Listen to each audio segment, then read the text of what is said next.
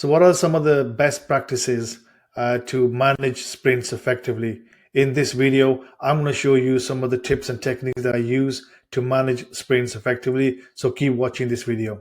So we have sprint number 4 that should be finished soon, and you're going to start the next sprint 5 after that.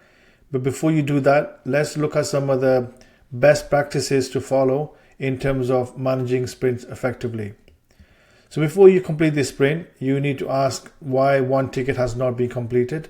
And one way to look at that is to ask the individual who was assigned to it, or look at the comment to see why this ticket was not completed.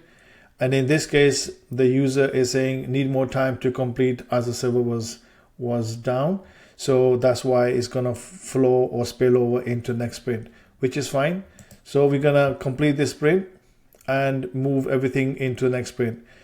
But before we move those items into the next sprint, let's see that the next sprint is also cleaned up before we bring the previous tickets into it. So that means we need to see there are 2 tickets that are already there, and this user has got a ticket already ready for them. So you want to make sure that they're able to work on that and this in the next sprint. So you need to ask the user if they are able to work on this ticket as well as that one. If they say yes, that's fine. And this one is a new user, so it should be fine. So this is a good position to be in to be able to close this sprint and look at the next one. So to do that, we just complete the sprint. We just say complete sprint here. So everything that was not completed has moved into the next sprint. Now your task is to start this sprint. But before you do, let's look at some of the key things to look for before you start any sprint. First thing, the sprint is there. It has a duration to start from 17th of March to 31st of March, which is 2 weeks. And then you want to see there are 3 tickets and you got people assigned to it, which is great. You don't have any story points, so you want to give story points to that. You also want to see that there are epics assigned to it and also a version assigned to that. At the same time, you want to make sure that the sprint has a goals written to what they're going to be achieving at the end of the sprint. Okay, so let's assign story points to these. So we need to ask the users how many story points would this take to complete. And in this case, they said 3 story points. So let's put 3 story points in there. And then in this case, we ask this as well. How many story points will this be? And the user says this is going to be 1 story point. Okay. At the same time, this one does not have an epic. So let's put an epic for this one. It's one of the screens. And at the same time, does it have a fixed version? And it doesn't. So let's put that part of FF1. Okay.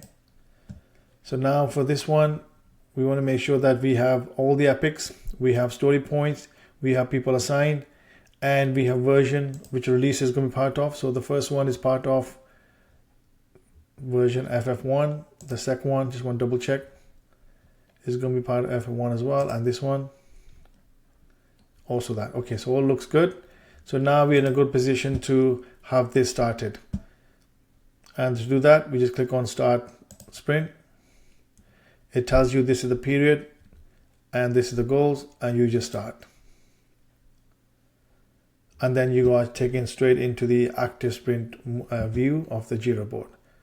So let's just summarize. You want to make sure that before you start your sprint, you want to make sure that every story within the sprint has an epic, has a version, has a person assigned to it, and has story points if you are using story points. And after all that, you make sure that everybody who has tickets in there is able to complete.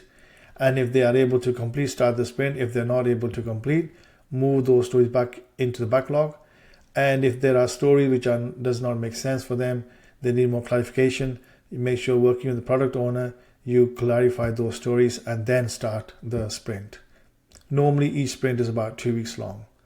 So these are some of the best practices to follow when you are managing sprints. Until next time, take care.